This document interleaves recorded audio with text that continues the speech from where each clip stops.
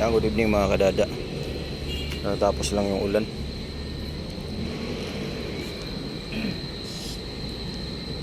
Dito yung mga aso.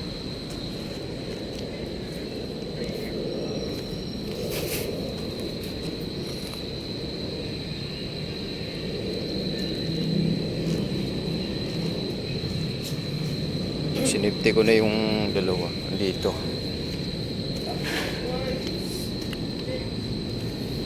Si Puti ngayon buong maghapon nakakulong. Si Puti at saka si Baby Doray. Si Orange Boy andun, nakasafety na si Orange dun sa pader.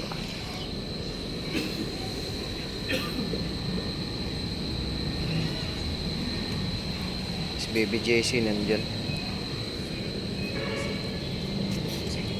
Grabe ang tapang ni ni Puti.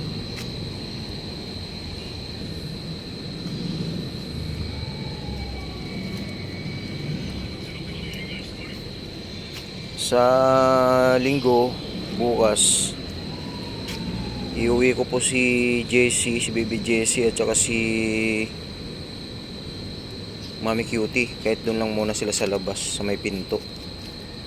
Tapos si Puti po at saka si Baby Dora, yun po yung hanapan ko po ng hanapan ko po ng mabordingan kahit mga 3 araw lang.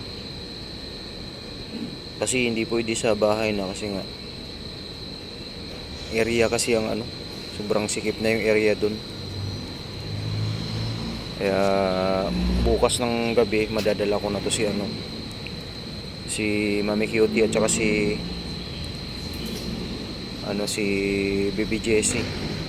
Ang bali maiwan po dito guys si Orange Boy. Si Orange Boy alam naman po niya, marunong na po si Orange Boy isipte yung sarili niya. Dito si Orange Boy sa pader.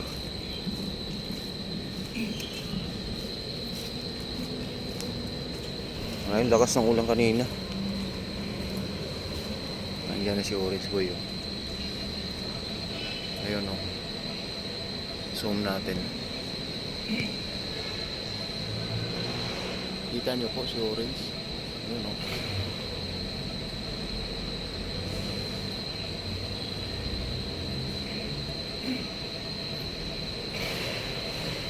yan si Orange.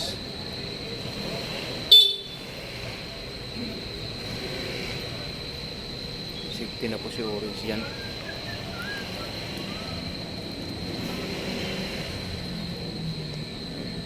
Safety na po siya sa mga aso.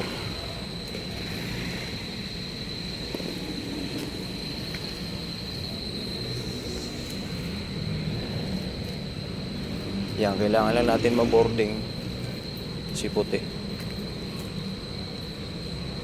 Kasi si Mami Cutie pansamantala lang muna talaga sa bahay. Nakikiusap naman ako kay Mrs. na lang niya muna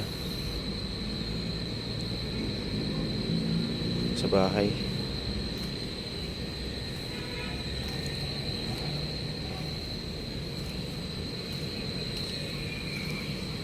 Pero sa labas yan sa labas yan ng pinto kasi hindi po pwede si Mami Cutie sa loob. Magkakagulo lalo guys kasi nandun si Kring Kring, si Blue, tsaka si Beauty, yung mga aso pa. Kaya yun muna ang natin, update natin. Bukas po ng gabi iuwi ko na po si sa Lunes, di-off ko pa naman sa Lunes. Pupunta ako dito at kukunin ko si Puti ng tanghali siguro. Tapos yun nga ko na sa paboarding ko na 3 araw. Tapos sa gabi kasi flight ko na sa gabi 24 ng alas 10 alis na ako doon sa bahay kasi ang flight ko 1:00 ng madaling araw ng 25. So yun lang po guys, update natin.